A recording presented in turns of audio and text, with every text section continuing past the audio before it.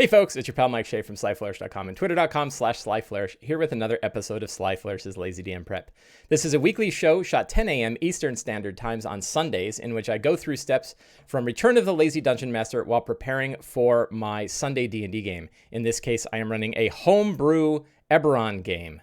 So that's been a lot of fun and interesting times breaking away from published adventures. This show, like all of the material you get from Sly Flourish, is brought to you by the Sly Flourish patrons. If you want to be a patron of Sly Flourish, you too can help support the show by going to patreon.com/SlyFlourish. You'll get a monthly newsletter in which I go over all of the various things that I've been able to release for Sly Flourish thanks to your support.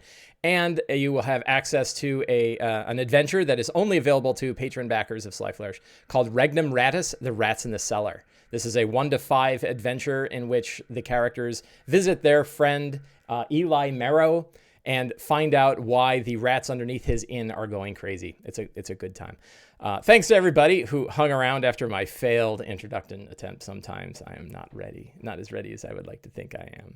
So, well, we got a lot of people here today. Evil John is here. Hey, my mom is here. Hello, Mom. Snark Knight is here. He's Not Your Problem is here. Man, lots of people are already showing up. That's awesome. So let's see. So I've been running a ton of D&D games online now, and playing at least one. I'm playing in a Traveler game. I was just playing with my friend James Rouse was running yesterday, and so playing and running a lot of games, writing a lot about games, doing a lot of stuff with games, and we'll talk about a lot of that. My 3 games that I've been running regularly now are 2 Eberron games, both based on generally the same storyline and plot that you're seeing here today, a Wednesday game and a Sunday game. And then my Descent into Avernus game, which is every other week, and we were doing it on Saturdays, but now we're doing it on Fridays. And because it's on a Friday, I don't really have a chance to do a show in which I prep for that game. I have about 3 or 4 episodes of this prep show for Avernus. But unfortunately, I don't think I'm going to be able to do it for all of them. So I'd like to find a way to do that, though. I think that would be nice. I can certainly write articles about it on Sly Flourish. So there is that. And but I don't know about how I'll be able to do this show on Fridays because my Fridays are very busy. Encounters, RSR70 says, Encounters in Sharn is free for another day. Yeah, so one of the really cool things, Wizards of the Coast has been releasing a lot of material for free while we're all stuck at home. And I guess one of them is Encounters in Sharn. I already own it. But if you don't, now's a good chance to get it, right? So Shout says, where do we get it? Click the link that's right up above you. 4 links above. There's a free materials link. Let's see. I will... let's all take a look together. Free material. So if you go to wizards.com, remote free material, you get a whole list. Yes, I agree to whatever. This week's content. And so a lot of times they have a D&D Adventures League adventure for free. It's about $5. Riddle the Raven Queen adventure 5 to 10 levels is free through May 23rd. And they cycle through. So you want to grab them. You want to grab them while you can. And Encounters in Sharn, right? Through May 25th. So you have today to pick it up. Right, if you click on here, it goes to the DM's Guild, and look at that, 0. And it was done by a whole bunch of people. Will Doyle, James Intercasso, Greg Mark, Sean Merwin, Alan Patrick, Ashley Warren, Travis Woodall, lots of people involved in that. So 37 ranks, so it's a cool book. It's an interesting approach. They did not do the Waterdeep city encounters style. Because the actual Eberron book has a lot of that stuff in it. So they instead did sort of short encounters, right? That's why it's called Encounters in Sharn. And that's because it's larger scenes, like they're more filled out. I think it's an interesting experiment. I kind of prefer the Waterdeep city encounter style because it has so much more. And I usually don't need much more. So it's interesting, like what's the right size for an encounter? For a random encounter, what's the right size of information that you should give to a DM? And I have a feeling, as DMs, we all have a different opinion on this. So my opinion is not representative of all DMs, or even I don't even know a subset. It's representative of one DM. But I think I need more than a straight random encounter. I need more than 1d4 were-rats, right? Because I could just do that, right? And I don't need a full 1-page or 2-page spread with a map and all of that stuff, because that feels like an adventure to me. I'm not going to just drop that in the middle, right? That feels like an adventure. But when you look at like city encounters and it has like 2 or 3, like 1 to 3 sentences, right? And it's short. It's still like a tiny little block of text. And it talks about like what the were-rats are doing. So it might say something like 1d4 were-rats are playing a weird game in which they're kicking around a humanoid skull, right? And you're like, what's that? So you want just enough to say what makes this encounter different. And I think the Waterdeep City encounters had a wider, just bigger than what you would get from a normal random encounter, but not a full page. And if you look at, I think in the Eberron, if you look at the Eberron source book here, let's do a quick look. Actually, well, instead of the physical book, which none of you can see, let's actually look at what they are doing inside Sharn. I think they have it right in here. So this is the D&D Beyond version of Eberron Rising from the Last War. So it's the same as what you'd have in the book. And, so here's like a 1d8 falling, right? And each one's got like a sentence, right? 2 sentences. You fall 44 plus 5 feet and strike an outcropping flagpole. If you survive, you're still precariously perched on the edge. Just enough to say, a little bit more. A hippogriff flies by, you can try to catch its leg. So, one sentence, I really like the idea of like 1 sentence or 2 sentence random encounters. And I can't remember, maybe it's not in here. It might be in the Adventures in Sharn section. Let's go. Adventures in Sharn. So life in the city, right? You have these adventure seeds. That's not exactly a random encounter. Home base. Here we go. Lower Sharn street events, right? And you can see, like, they just throw it right into a table. Thin human child has been following you but never gets too close. She keeps coughing, and you can see red marks on her neck that might be an aberrant dragon mark. Just enough, right? An ogre eating several rats on a skewer spits out a rodent skull at your feet, right? Doesn't quite run up and attack you.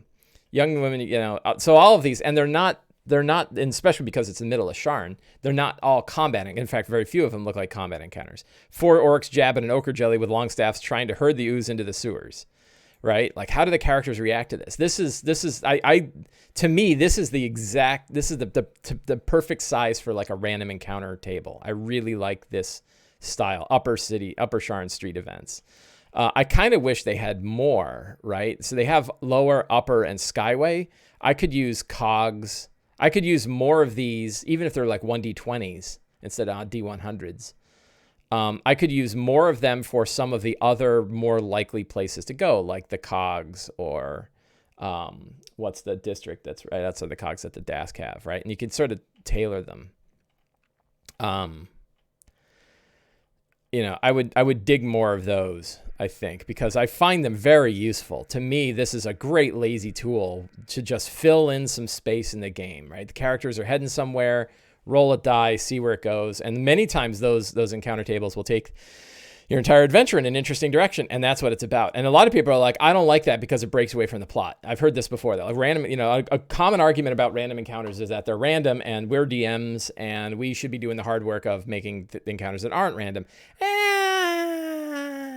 I can see that side. It's not totally wrong, but I don't know if it's wrong at all. But I think that really interesting creativity in our D&D games comes from mixing like human brains with random results, and that's why we roll dice. Like, if we really were plotting it out, we wouldn't even have the characters roll dice on attacks. We tell them whether they hit or miss. I'm being extreme, but that idea that like events can't go. I think if your story is so rigid that a random encounter is going to take it away, then your story's too rigid, right? Like, sometimes random encounters can actually be very interesting. So, and I've talked to a lot of other folks that are in the creative world of D&D who agree that like mixing human brains and human creativity with random shoves can really matter. And this exists in other elements of creativity. There's one of my favorite bits of ambient music is done by a guy named Brian Eno. Brian Eno was a music producer and a musician himself, and he puts out his own albums, but he also like produced a lot of people, including like who did he do? I think he did Genesis and Phil Collins, and I think he produced albums for David Bowie, if I recall, but I might be wrong on that. And he had a thing called Oblique Strategies, which was like a deck of cards with all of these crazy, crazy things. Let's see if we can find it real quick. There's almost always an online. Let's just do online. See if this one does it. Water. Right? How clear is that? Water. So he has a deck of cards with all of these things on it, and they're the inconsistency principle, right? Their goal was to, like, you would pick one of these cards out and you'd read that and you'd kind of let that steer your thoughts about something. And I think they're pretty cool, even though, like, they're pretty heady when you're like, the inconsistency principle, like things are inconsistent, right? Like, you can think like, okay, in D&D, right? Like, what's the weird thing that can happen? Like, if it's inconsistent, what's the odd event that takes place regularly, right? I don't even know what that word means. Acquiescence. I gotta go define that. Process of growth or increase, typically a gradual accumulation of additional. Okay, yeah. So how do things build on top of one another, right? How do things grow by getting more stuff on top of them? So anyway, what's my point? So Brian Eno believed heavily that throwing these cards out there would you kind of shake up the creativity of musicians and shake up creativity in general. And I like that idea a lot. And I actually stole some of the ideas of Oblique Strategies for the D&D tips that I put out. Some of my tips are very specific, but I have a few that are very general, and they're written like this. They're like, I can't even think of any, Two Thugs in the Woods, right? Or something like that. But the idea is, like, you just want something that sort of shakes your mind, because our brains fall into ruts. And when we fall into a rut, we just stay in there and we go with, like, stereotypical situations and, like, cliche, situations. And when we can just roll a die and look at a table and it suddenly shifts us a little bit, we can come up with really interesting stories. So I'm a huge believer in adding randomness and, like, random tables and random charts to our D&D games and to our D&D prep. That's why I have a ton of these in the Lazy DM's workbook, right? Lazy DM's workbook has, I always thought of this book as like a DMG companion. This is the other book you would, and the companion to the return, which is like, this is the book that you'd have on your table all the time, was my general idea. It gives a bunch of references on how you do things, a bunch of tables that you're going to reference relatively often. How do you handle actions, cover light?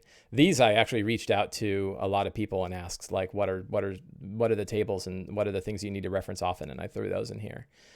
Quick encounter building, running large numbers of monsters. I have an article, by the way, on Monday about running large numbers of monsters that I think is better than this one. So I don't know what we're going to do about that. Probably nothing. But, there's an article on my website that I think supersedes this, or at least, I mean, this one works, but I have one that I think I like better. And I also think that the idea of the pooling hit points, I think I came at it from the wrong direction in here. And I think the better direction for pooling hit points is counting up instead of counting down. So don't create a giant pool of 758 hit points and subtract 19 from it every time. You'll go crazy doing that. But however, if you say, like, every monster has 15 skeletons, every skeleton has 10 hit points. Every time the current damage tally crosses over 10, I remove a skeleton, I roll over the damage, and move on from there. I remove a monster and subtract 10 and roll over the damage. And if they do 28, I take 2 monsters away and put 8, right? And that way you're constantly it's called the damage tally. That's what I'm calling it anyway. And the damage tally is you're constantly increasing the amount of damage. So that way, if you have 50 skeletons and they all have 10 hit points, the only number you actually have to keep track of is how many skeletons are there, what are the hit points of the skeletons, and how much damage has that pile currently taken. And if that number of damage, if the amount of damage that is taken ever crosses over 10, you remove a skeleton, or any number of skeletons, depending on any number divisible by 10. So if they take 29 points of damage, you remove 2 skeletons, roll over 9. And it's very fast and very simple, and it scales with any number of monsters. You could do 1,000 monsters that way if you wanted. And you just go ding, ding, ding, ding, ding, ding, ding.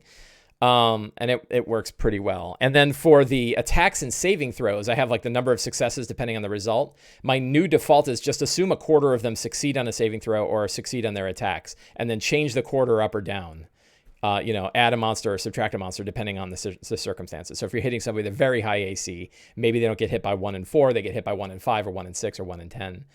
Same for saving throws. And if they have advantage, you just double it, right? So if instead of 1 in 4, it's half. If the monster has advantage. If they're disadvantaged, you could just say like they all miss, right? And the key is like you can keep some numbers in your head instead of referencing a chart, and I think that is valuable. So the damage tally, keeping a current damage tally, and assuming 1/4 succeed or fail, those are really like the two big pieces of running large numbers of monsters. Anyway, an article is coming, not tomorrow. Not tomorrow, but Tuesday, because tomorrow's Memorial Day, and I don't put out articles on holidays. Because nobody reads them on holidays, they read them at work. So that will be out Tuesday, but I think it's a pretty powerful situation. Anyway, I wasn't talking about that. Madness. I love Madness. So now you get into random tables, right? I have a whole bunch of random fantasy names that I threw in here. Sybil, Bronze Knee, you can just build a name from here. Random traps, damage severity of traps, random monuments, origin, condition, unusual effects, monument structure. Love that stuff. Random items, you have a chipped primeval quarterstaff. Like you can immediately come up with really interesting things. And the DMG has stuff like this too. And that works particularly well. You start in a veteran. You start in what's that? Hate Tavern starts. Sounds like 1970s to me. Yeah, he's not your problem. That David Bowie. Was it David Bowie? Yeah. That deck is awesome. I'm just reading the comments. The Wizard asks if you can cast shield. Yeah, so Snark Knight says, so you have you're attacked by 10 skeletons and 3 of them are going to hit you. You round up, right? 3 of them are going to hit you. And the wizard says, oh, I'm casting shield. And you go, okay, only 1 of them now hits you. In your head, you could just say, what makes sense? And if a guy's AC goes up by 5, that probably mean 2 more people are going to miss, right? So you can sort of change that. And then I think the only real weakness of that is people expect that you're going to roll a die and you're not. You're just making up a number. And so you kind of have to work with it, but it's so much faster to handle it that way. And I've heard some good thoughts about how to do this and still roll dice, which I didn't really talk about in the article, such as you look at the total number of monsters that are attacking a character and the total amount of damage they would take, and then divide it by 4, and then you roll attack rolls, and every attack roll that hits is 1/4 of that damage. The problem is that's harder to do in your head. So I think it's easier to say 1/4 succeed or fail, round up or down, depending on the circumstances, and just make it up, right? Like you in your head, keep up a general idea of what does shield mean. Shield is essentially the equivalent of them having disadvantage. So if you assume because it's -5, right, their AC just went up by 5. So shield should mean that they get hit. Now, on the other hand, if they are a wizard and they didn't have shield up, that means their AC is relatively low. Like if you were to attack 10 skeletons against a wizard and the wizard had an AC of 15, the skeletons have a attack score of 4. That means out of 20 times, they're going to hit 8 of those 20 times, right? So, 4 out of 10, right? So, instead of 2.5 out of 10, they're attacking 4 out of 10. So you'd say 3, and then if they get shield, you go 2, right? So, yeah. Anyway, my point, I'm rambling all over the place. Randomness, right? Random town events. I love this stuff, right? What's currently happening in the town? It's the town people are, it's the day of drunkenness. They're all horrified. It's sunny, but there's a cyclopean behemoth rising. That's a bad day. It's cool though, right? You can write a whole adventure about that. And then dungeon monster tables. So I like this one, but this is my example, and I'm going to use my own work as an example of how I don't like it. This isn't enough, right? That's saying like, oh, okay, so they're on their 4th level. Like, let's pretend it's the cogs, right? And I just say, hey, we're getting back to the actual adventure that I'm going to talk about today. I got my dice. Let me pull out my dice here. So they're going to the cogs, and they are, we'll assume that the cogs is a 4th level dungeon, right? That's roughly the equivalent of a 4th level dungeon. I'm kind of cheating because the characters are 4th level. But we'll just assume that the dungeon difficulty itself is around that 4th level. So then we roll a d20. I got a 14. That's going to be pretty high. So that means I go to dungeon table 3. This is table 1, table 2, table 3. And then I roll a 20 on that. 8. And I get a specter, right? So the problem with that is, what about it? How many? And what's going on with the specters, right? And I can make something up. I can be like, well, it's a lost specter of maybe it's a Warforged specter, right? Like that got killed in the cogs and it's angry. right? And it's wraithing around, and now they can like try to role play with it. I don't like that specters don't talk. So I'm having my specters talk, and, but they could try to find out like what happened to this thing. Like maybe they see a dead warforged who's like impaled on a spike that went through the wall, and there's a specter that's there. And maybe if they do some kind of holy, so as you can see, like I can come up with something, right? But wouldn't it be better if I rolled that and it said, and obviously this is tailored to Eberron, right? But it says a specter rises from an ancient warforged impaled on a spike, and demands revenge, or demand, or even you don't even have to say the demanding part, right? That now you have something like maybe if we like sanctify or try to find out more about what happened to this warforged, the specter won't be so angry, or it'll come to rest, right? You can come up with stuff like that. So a chart like this isn't bad, but better is having a few words that kind of help shake things a little more. And that's where I think like Waterdeep City Encounters, getting all the way back to the conversation that started a long time ago, Waterdeep City Encounters, I think, has those like nice one sentence things, as does the Eberron book. I wish I had more of them. Where the Encounters in Eberron, I think, is a really good experiment. It's more than I need, right? I'm not going to really keep that on hand like I did when I was running Dragon Heist. I had the City Encounters book with me all the time. And anytime they were traveling from place to place, I just roll one of those and see what came up. And it was really fast and easy. The other one, I have to read like a page worth of stuff, and that's too much. 2 sentences is better, in my opinion. No one asked for my opinion, but there it is anyway. Let's talk about my game, because I got things to do, right? So let me drop over to Sublime here. What text editor am I using? Everybody asks. I'm using Sublime. Baldur's Gate Gazetteer and DIA is awesome too for small encounters. I'll have to check that one out. So my characters are already out of Baldur's Gate, I think. Oh no, you know what? I don't think I ever really read the Baldur's Gate Gazetteer, because I read the Baldur's Gate, the original one that came out with Murder in Baldur's Gate. DIA is Descent into Avernus, the most current hardback D&D adventure. It's called Baldur's Gate Descent into Avernus. Yeah. So, in the last session, 24 minutes in, and I'm actually talking about the game. So in my last session, the characters made their way into the cogs, and it was fun. I tell you, like, as a DM, boy, I love Dungeon Delves, right?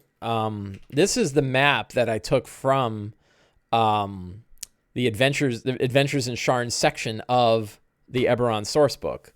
These are maps done by Dyson, and I said, I'm just going to use this map. And my general idea, so I was kind of filling in the rooms as we go. And if you saw last week's show, I sort of had some ideas. But I generally have a feeling that it's going to be in this upper room. I don't know if you can see my mouse. Probably not. But if you look at the room, let's see, I'll zoom in.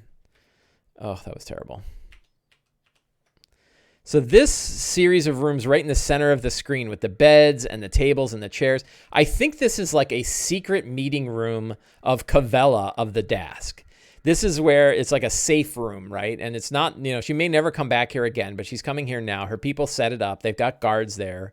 And the goal is to like sit down with the characters and say, let me tell you a little bit about your friend Leto Skal, right? And what he's doing and what's going on here. And she has a secret agenda too. But they have this like stage here with this big open arena. And I think this is going to be pretty cool for an encounter, because this is where Ferdinand the Bull is going to be. And Ferdinand is a bull that's painted silver that's hanging out here eating like stuff from a bucket. And the characters, I don't know what the hell direction the bull, the Gorgon is going to come from. But when they get into this room, Ferdinand the Bull is going to be there. They're going to charge by a Gorgon, and then Cavella and her people are going to come out here and kind of watch the situation and be like, "Ooh," and they're going to place bets on the characters and stuff like that. I think that will be fun. Anyway, what happened is the characters came in from this lower area. They heard a were-rat in here. They tried to negotiate with a were-rat. One of the players just got his copper rings of the Aurum. He is now an official member of the Aurum. And when he was talking to the were-rat through a peephole, he took off one of his copper rings, and showed it to him. And the rat took the ring. He showed it to him with Mage Hand. He like floated it in there with Mage Hand. And the rat grabbed it and ran. And everyone else is like, man, you just became a member of the Orm and you already lost the rings. Like, you know, and he's like, oh, we got to go get him. So they're chasing this were-rat. The were-rat makes its way down this long hall on the south here and then gets killed by cockatrices, one of which eats the ring and then starts to fly away. And so now they're chasing cockatrices, and they got into this room here, this lower left room, and they're battling a couple of cockatrices. They get in here, and there is a Emerald Claw ghoul assassin, ghoul spy, and it killed the cockatrice, and it's staring at the ring. And this ghoul spy has a whole bunch of rings that she likes. So she's like, a ring. And then the character's like, stop her. And then a bunch of other ghoul spies show up and start attacking the characters. So they beat those guys down and killed them. And then they're wandering through this hall, and they decided to go up this right-hand side. And down in here, they got attacked by death dogs. So they were making their way down this hallway when they got attacked by death dogs. And I think it was right around there where we ended. I can't remember oh God, I'm terrible, what the strong start was. There was something, but as you can see, they're really close to the Gorgon area. So I have a feeling like it's going to end up in that. It's going to end up in that area. So that, I love dungeon crawls because they're easy, right? They're easy to prep for. There's a good dungeon crawl. Like, if you look at this map, right? The map is a big map and it's got a lot going on. So it's not like the characters don't get to make choices, but it's also a refined area. And I think that really works. Dyson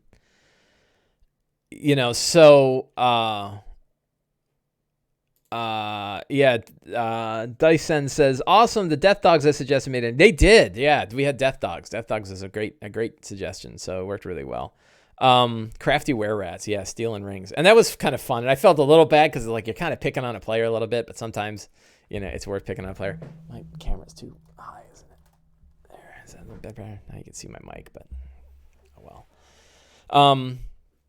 So they, so it's kind of easy to run, and you can do a lot of role playing, and you can do a lot. Dungeons have all of the things that it has all the pillars of play in it, right? You can definitely have role playing opportunities. You can definitely have exploration opportunities. It's really good for exploration opportunities, and of course you can have combat. So dungeons to me are just a great environment. The problem is like you can't just do dungeons all the time, right? Like you can't go from dungeon to dungeon. You could almost sort of break up an entire campaign around what are the dungeons that you go to. And if you look at some campaign adventures, that's kind of how they work out, right? They sort of have a series of different dungeons, and then the sort of story that takes, characters to dungeons. And what makes a dungeon? Well, a dungeon is really just like a location that isn't safe, right? Like any location that isn't safe is kind of a dungeon. So if you look at what was the adventure? The adventure in Ghosts of Saltmarsh, salvage operation. That salvage operation was a dungeon crawl in a boat, right? It's a haunted boat that you're crawling through, and that's fine, right? And that's different. You're like, oh, I'm on a boat. So, I mean, on one side, like dungeons are a core component of D&D. I mean, Joe, the course, it's half the name, right? The other thing is dragons. I don't have any dragons though, so. Obviously, they're key to the game, but I think you can overdo it too. Like if you just went from like dungeon to dungeon to dungeon, I think that's a problem. That's why I think like having things like the dinner party of Leto Skal, but then in the dinner party you go down into his vaults, which are like a dungeon, right? They're a non-safe location. Anyone can be a dragon, Snark Knight says in Eberron. I think I gotta make sure to put some dragons, like a dragon of Argonessen, isn't there? Dragons aren't played out enough. Yeah, that was actually a common complaint of D&D for 40 years, right? Was that you call it Dungeons and Dragons, but dragons are rare. They're too hard to see, and too few adventures have them. And you know what they did? They came up with Dragonlance, all right? They said, we're going to make the whole campaign world that's nothing but dragons. Like, dragons all the time. So, now my camera's too... problem is I was slouching. So,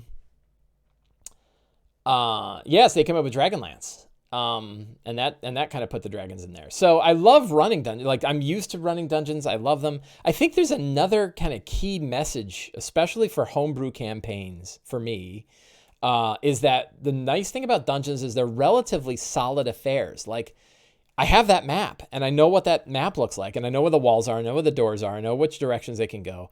It kind of makes it into a real thing, and I have to fill it out, but it's solid. And when I do something like the crazy dream sequences that I ran for, I don't think I even talked about in the show, but if the characters ever go there, I might talk about it. But I had them go to the wreckage of the North Wind, which was the ship that Leto Skull hired to go to Zendrek and get his giant dragon shard.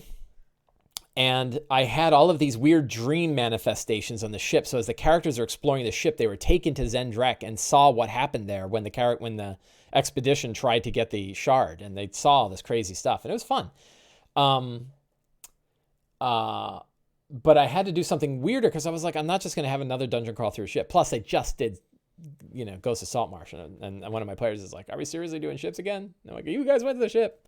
So John 4 says, dungeons provide players clear direction, choices, and purpose. Wildernesses and cities are sandboxy and don't provide clear clues like that. Yeah, and I think that that's a real key, that when we're running more open events, like dinner parties, right? You can almost assume like a wilderness and a city, but you could also have like a social event, like a dinner party. And this is something I learned, and I think I talked about previous episodes. Like, if you're going to run a dinner party, you better have reasons why the characters are at that dinner party. They should want to be there. The players should want to be there, and they should know what they're doing there and why, and what they're trying to accomplish during their conversations with people. I had all three pillars at the dinner party, right? I had them, they were conversing with all the guests at the dinner party. They were looking at Leto Skull's place and figuring out that he's got a bunch of fake Zendrek stuff sitting around. And then Noel showed up and attacked. So I had like all three pillars in there. But yeah, when you're doing wilderness and city, the key is like, if you're going to give them a sandbox, you need to give them direction some other way. Why are they there? What do they want to do?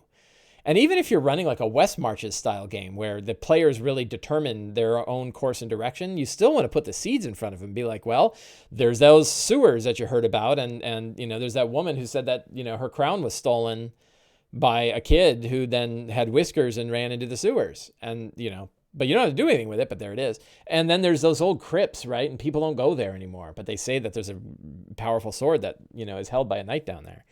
So you still, even though if it's a city, and there's all these places, you could still like mark notable landmarks and then say, here's a notable landmark and here's a hook about why the players might want to go there.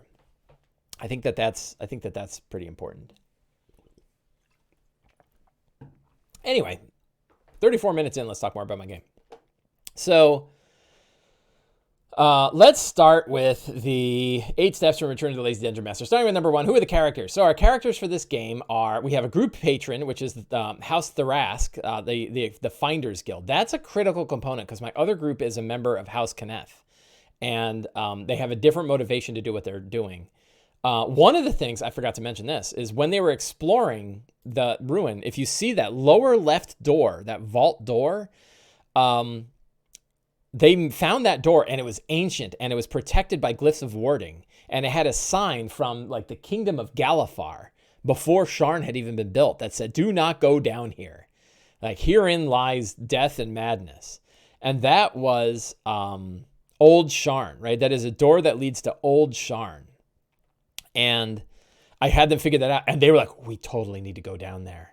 Like, we got to go down to Old Sharn." Like, they got excited about it. And you're like, huh, okay, maybe something should be down there, right? But I love this idea. And I like it from, like, a Dark Souls standpoint. Dark Souls has, like, lots of places where, it takes you some work to get down there. And then you go down there and you're like, holy cow, like, this is where, this place hasn't been touched by a living being in, 5,000 years. And yet it's still crawling with undead. So that could be kind of a neat place. This Old Sharn, like what's the vile power that exists down underneath Old Sharn? And, so I don't know, maybe I should try to find a way to throw a hook down there about something that they would actually care to receive that's down in Old Sharn. And then maybe I'll make it like a really hard place, right? Like maybe it's a 7th level place. It's not a 4th level place. Maybe it's it could be really tough. Maybe they have to come back here.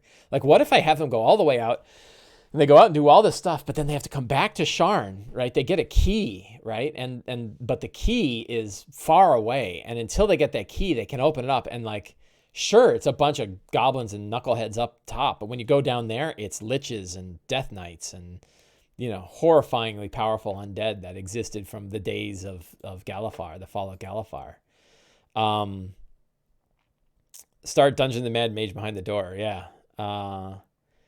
Non-literal, here be non-literal dragons. It's the Kingdom of Ghouls. Yeah, it could be the Kingdom of Ghouls, right? That'd be pretty wild. You could have a whole event there. I could tie Kingdom of Ghouls, Empire of the Ghouls into Eberron. That'd be interesting. But Empire of the Ghouls starts at level 1 too. Everything starts at level 1. Okay, so characters, you know. So the characters are... Let's see if I can close that window. No, I don't need that. No, I don't need that. So we have Jerry, who is a gnome artificer. Her father was a famous hero. She has a dodecahedron. When you're smart enough to open it, you will, and is a House Civis latent dragon mark. Learned that the Emerald Claw broke into her father's grave and took her bones. Took her father's bones. Find her father's word to open the dodecahedron is like a big character hook. And inside that thing is what leads to Claw Rift. Shift, played by Juliet, is a Warforged warlock, Pact of the Undying. She was a human experiment of life extension and expansion from House Canneth. Tried to find humanity, is alive but doesn't know why. She does know that, and I can kind of remove that because you know a little bit more. Still meets with House Canneth rep. Missing 24 hours of her life. Her rep is Vincent de Canneth. Still meets with House Canneth rep Vincent Canneth. And she is missing 24 hours from her life. She doesn't know what happened and why. She learned that her heart is a kyber crystal powered by necromantic magic from Karnath. So it was a mixture of material. So some adventure options. Her life was fueled by Lady Omaro, the Emerald Claw. High-level Emerald Claw members know who she is. May have to face Lady Omaro. What if, I think a nice hook here is that Lord Crash is Shift's brother who went wrong. Yeah, right? Oh, I love... See, we can tie things in. Tying things in is important. Especially in a home campaign, you have no excuse not to use the characters as major plot vehicles for things that are going in the adventure, because the adventure doesn't exist. You're making it up. So I think that's cool. So who's Lord Crash? People wonder. Lord Crash is the leader of the Emerald Claw in Sharn right now. He is a Bone Knight and leader of the Emerald Claw, but I think he is a Warforged Bone Knight. And he was built again by a mixture of House Canneth and magic from who did I just say? From Karnath, and went wrong and was and Vincent de Canneth made him just like it made her, and he realized like what he is and what she is, and you know, it says like this is the way, right? You know, the way is following Omaro. Lady Omaro is your real mother, and you should follow her. So fun. Now it's not just a battle against a dude. Saber, played by Brian, a long-tooth shifter monk and bounty hunter, called to the Temple of Balinor and the Fallen, with the shifter panther in the, you know, I don't know what that is about. I'll get rid of that. Belongs to the Order of the Four Winds, a group of shifter monks from the Eldine Reaches. The monk order wants him to fulfill part of the Draconic prophecy, is sort of a clue. Shane Husk is a hobgoblin wizard, crime novelist, sage, wrote a best-selling book about the Mornland and wants to see if he can do it again. Previously served with the heirs of Dakan as a military strategist and historian. See the background. Ancestors fought in the Great War. So he knows, so there could be something.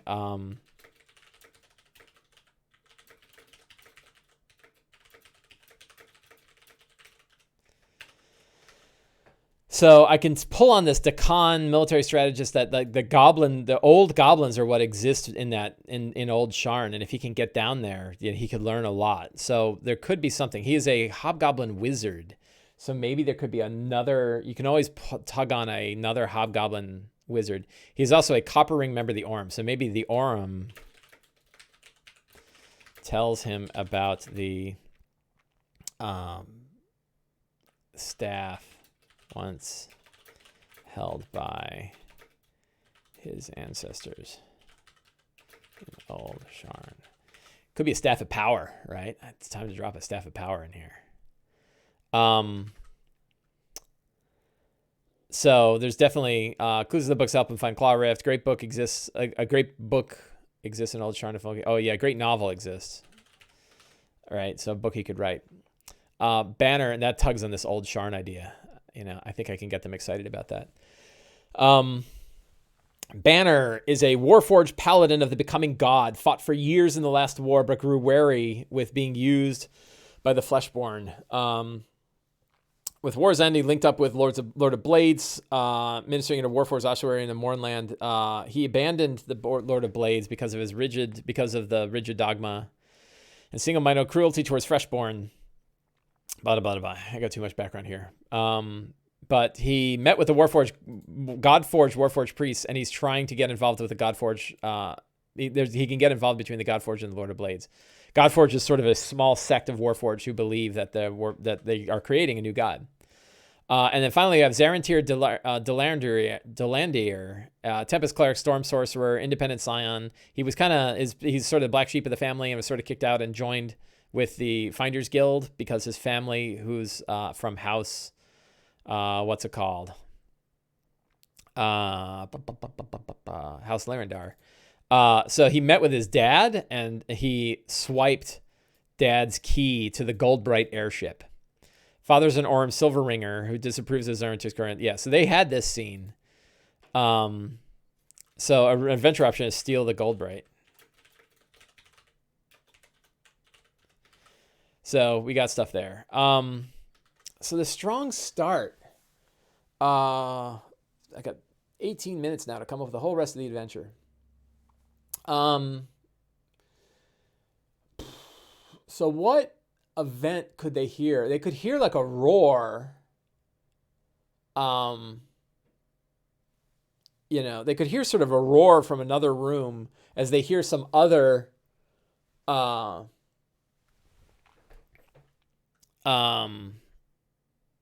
I think that roar.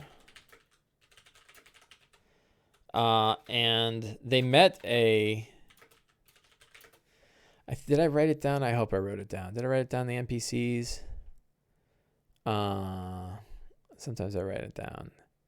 The Flying Scones are our characters. The Ebon Cowls were some, and Tall Tongues are hunters in it. So a member of the Tall Tongues...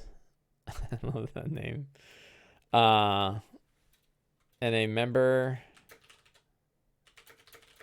of the Tall Tongues Adventurers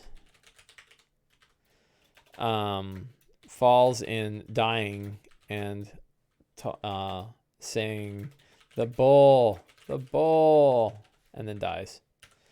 What am I talking about here? So one of the fun bits that I wrapped on top of their mission to go down into the hub was that this is the time at the time, the same time they're doing it is also the parade of the hunt. The great hunt is going on. And in the hunt, monsters are set free in the cogs and in other places, and people have to go down and hunt them. And some of the monsters that were set out there are cockatrices and two-headed dogs, death dogs, and a silver bull. And they saw the silver bull, and the silver bull is down there. The fun bit is that there is a silver bull down there named Ferdinand who doesn't fight and doesn't do anything and will run the minute there's any hostile action. But there's also a real Gorgon down there that House Kenneth dropped down there. So that is the fun, strong start. And I think that's a fine, strong start. I don't need to go further with that. Scenes. I did the parade of the hunt. I did this down in the cogs in Old Sharn. Ferdinand the fake Gorgon is down there. So these are probably things we're going to do in the locations. I think meeting with Cavella, right? So those are the scenes. So, right. The scenes as we have them are, the roar, crawl to the arena, Ferdinand. I don't know how to spell Ferdinand. The Gorgon meeting with Cavella. Those are today's scenes, right? Quick scenes. So I have this adventure options, which is kind of like, this is important. In a homebrew game, I find this to be particularly important because we don't have like outlines of where things are going to go. No one has provided us an outline. So we have to keep our own, and we always need to be thinking like 2 horizons out, right? So we have like the immediate horizon, like, you know, if we think about the horizon line is the bounds of today's adventure. Like what's going to happen in today's adventure. And what I think is going to happen in today's adventure is that they're going to meet with, they're going to do all this nonsense in the hub, and then they're going to meet with Cavella, and then they're going to get out, right? I have that general idea for a game today. And remember, my games are about 3 hours long. So that's about enough time. That's probably not quite enough for 3 hours. I bet you more would have to take place. So we'll see. But the crawl could take a couple other scenes. We might have some other interesting things happen with the crawl. So that's one horizon out. But in order for me to drop the right seeds and the right clues for them to kind of get further, I already need to be thinking one horizon out from there. And if you think about it in the sense of a circle, the area out is much more than the area in, right? It's not linear. It's pi. It's 2 pi r squared. So I have to look. I'm not good at geometry. So you have to look out, which means my second horizon has to be much wider than my first horizon. Focused on the next game is great, and I'm a big proponent. Like if you're going to worry about game, worry about the next game. Don't worry about the whole campaign. On the other hand, you really need to think almost one adventure out to make sure that you are able to drop the seeds into this adventure that lead to the next. And I first really got this idea from running Curse of Strahd, where I knew that like if they're at the windmill now, where are the places they could potentially get to next, and what's going on there? And it was just enough for me to figure that out. So that said, I don't need much. So I have to go a whole horizon out, but I don't need near as much detail about that extra horizon. I just need enough detail to throw in to this game that will steer them towards that, right? And they already have some. So the adventure options, they're meeting with Cavella. That's today's, right? They know they are going to need, I hope someone produces a neat stat block page for Ferdinand the Fake Gorgon. I'm pretty sure I can reskin a regular monster from there. So acquire the Tome of Kol Seer from Tower 6. They know about this. They actually voted for that one. So a couple people voted for it. So they know they have to go there, right? Investigate the Northern Wind, the ship that brought back the Dragon Shard. That is an option, and I've had some players who were interested in that. Visit the City of the Dead to visit Zizu's burial areas. What the hell is Zizu? Oh, the Chi's burial areas. Hunt down the Emerald Claw in the City of the Dead. That's really the key. And then I think the other one is find the key to Old Sharn. Something about Old Sharn. I want to throw something in because they were excited about it. I kind of find it fascinating. I don't know how I'm going to drop Old Sharn in. I'm not sure I'm going to drop Old Sharn in yet. So I'm going to cheat today because I only have 10 minutes. Normally I would say dump all your secrets and clues and start over again. But today we're going to go through the ones that I already have and see, are they still relevant to today's adventure? Kyber's Gate is part of the ruins of Goblin City. It was abandoned thousands of years ago. No one knows how deep it goes. The monstrous inhabitants of the district have no love for treasure hunters, and it's a dangerous place to explore. I copied and pasted that right out of the book, I think. But it's still good. Cavella wears an eye of the daughters of Xora. That's important. I forgot that. One of the daughters is blind, but is a seer. Leto Skal is also a member of the Dask. He's Cavella's brother. Leto Skal has gone his own way. The daughters are worried that he is threatening their leadership. Leto Skal wants a weapon of terrible power. He needs the Eberron shard from Zendrek. He needs the magic to harness the power. He needs the location of Claw Rift. Leto is bankrolled by the daughters. Leto has become a gold ring member of the Aurum. He then broke contact with the Dask. I'd say with the Droam, right?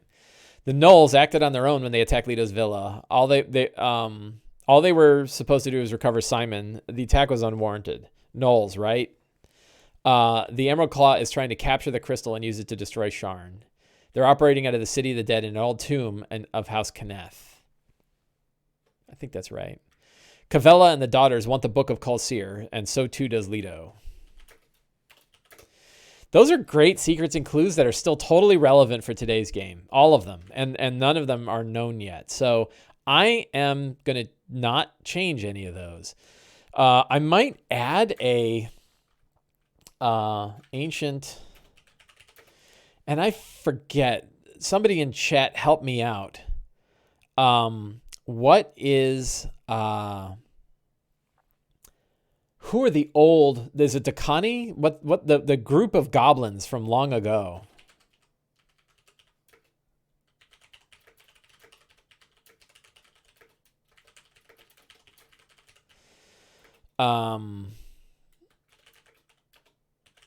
Yeah, the goblins have a lot of factions. I'm looking for like the old empire of goblins that existed. I think it's Dakani. Yeah, I think you're right. I'm going to copy and paste it right from... Hey, look, I even spelled it right. They predate even Galifar. Galifar agents tried to investigate the ruins and failed.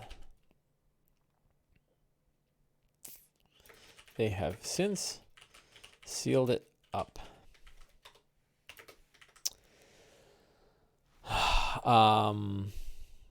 Shane Husk has lineage back to the Dakani Empire that now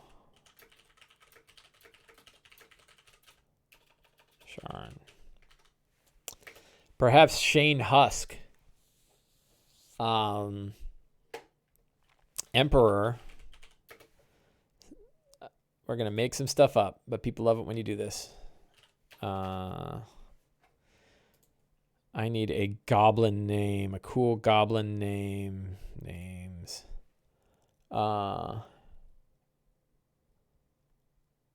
Something like Stone, not Stone.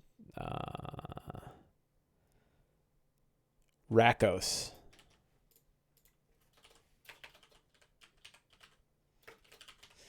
Emperor Rakos Husk was one of the goblin emperors who ruled over the Dakani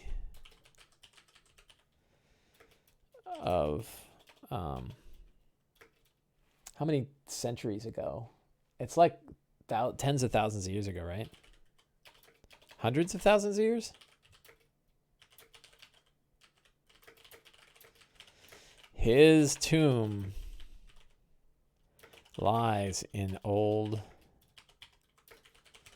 Sharn.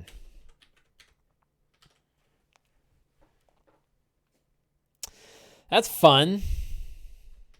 I don't know what it has to do with the central plot line, but it's fun. And I bet if I throw that hook out there, some of these hooks are stronger than the hook of the adventure. So you got it like, what if I let it go? Oh, wait. This is getting into Seekers of the Ashen Crown territory. Maybe I have to read up on Seekers of the Ashen Crown. I could steal for it. Empire fell like 5,000 years ago. So like 10,000 years ago. Is that tentacles with a cat? So, yeah. All right. So I got some good secrets here. 5 minutes for the rest of the game. Kyber's Gate, below the cogs, run by the Dask. So we know about that. We know about Old Sharn. Ruins of the old city from thousands of years ago, destroyed by dark magic. Goblin ruins, sealed up Val Power. We just talked about that. Cog Hub, borders Kyber's Gate, the cogs, and Old Sharn. Meeting place of Cavella and the Dask, part of the locations of the hunt. That's cool. Locations. So what are the things that we have? And I think I already used some of these, but I'm going to go ahead and keep them all. I made my own like little random table here. Of locations of Cogs Hunt. Pistons, these are sort of like features, right? More than locations. Features of the Cog Hub. Massive Pistons, Goblin Ruins, Dead Warforged Workers, Deep Shaft to Old Sharn, Fiery Vent, Dead Kyber Cultists, Petrified Hunters, Huge Warforged Hand, Altar of Fury, Dark Six Deity of Passion and Revenge, Dying King's Dying King's Dark Lantern agent. That is not a location. That is a person. And I think, so this is because I'm in the locations, but I have down here, encounters, rival hunters, Gorgon, Ferdinand, were rats. We're going to, I already did were rats, death dogs, goblins, hobgoblins, dask ogres, cockatrices, lost cogworkers, mechanical spiders, emerald claw ghoul spies. So I already used some of those. I'm going to replace one of these, I guess. I'll replace the were rats with the Dying King's Dark Lantern. And then we have the what monsters of the hunt. We have death dogs, cockatrices, and the Gorgon. Natives, we have were rats, goblins, hobgoblins, or ogres of the dask. Cavella has an Oni. She has Medusa bodyguards and ogre muscle. That's pretty cool. I don't know about what kind of magic items they want. So I want one other interesting thing that they could find in Cog Hub that sits between all of this thing. A living, like, what about a living machine? I think a living insane, no, it's not a person, right? A Dakani relic. Would it just be lying around here, though? Because, like, people wander around here. So I don't know about, you could have, like, a Dakani mark.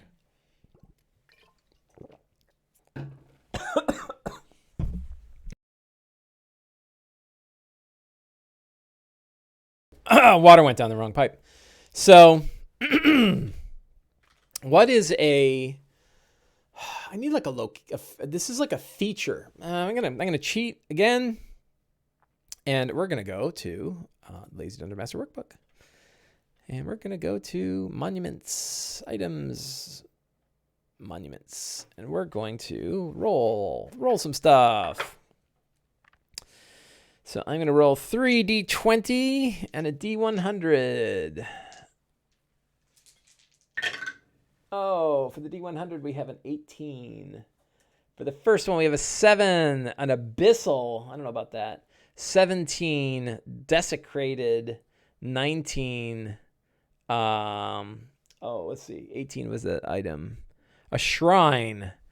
I think I already have like do I have a shrine of, I already have an altar of one of the dark 6. Well, the dark 6 that's not. So we could have a shrine to, what are those guys called? The Daliker.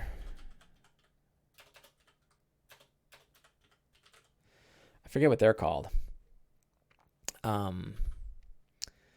Something like that. And I'll figure out which Daliker. There's like 6 Daliker. I'll roll a die and figure that out if I need that one. So I've got that. So this helps me sort of fill in rooms, right? Because that map, if we look at it somewhere, there it is. We got a lot of rooms, and as they explore some of these rooms, although I think they're really only going to hit like 1 or 2, so I don't think we're going to have a lot. But they're going to go in here. There's something in here that'll be kind of interesting. And depending on what direction they go from here, they'll see something that's interesting. So they could explore some rooms, and I just want these lists to help me fill in some of the details of those rooms. I moved that guy already. So I'm all set there. That's just helping me fill in rooms, and I can either roll or I can decide like what's an interesting one. But we'll play that by ear. NPCs, I'm pretty well set, right? I don't think I have any new NPCs that I need to introduce here. And I mainly kept notes. And then for monsters, I've got the monsters, and we're all set here too. I really don't need much going on here. And yeah, so 11:01. I got about a minute left.